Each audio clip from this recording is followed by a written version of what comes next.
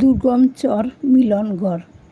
এখানে রান্না করে খাবার ও শীতের পোশাক জামাকাপড় দেবে স্বেচ্ছাসেবক সংস্থা। তাদের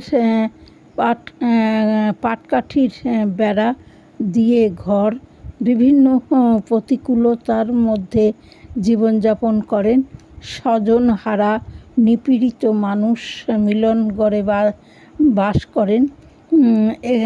মিলনগড়ের ওই স্বেচ্ছাসেবক দলেরা বাজার থেকে মাংস কিনে এনে এই চরে সবাইকে নিয়ে খাওয়ানোর ব্যবস্থা এবং প্রতি ঘরে কম্বল এবং ছোটদের জামাকাপড় দেওয়ার ব্যবস্থা করেন।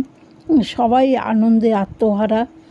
তারা এই চরে কোনো দিন পিকনিক করেনি। তারা সবাই এসে এখানে পিকনিক করে যায়।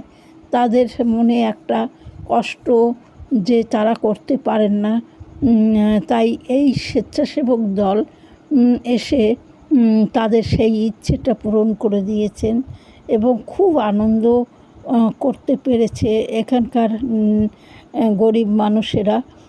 তাদের ছেলেমেয়েদেরকে বই, খাতা, ব্যাগ, পেন্সিল, খাতা সব কিছু এরা দিয়েছে।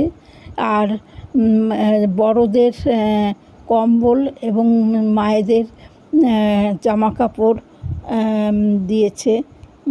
তাই এরা খুব খুশি।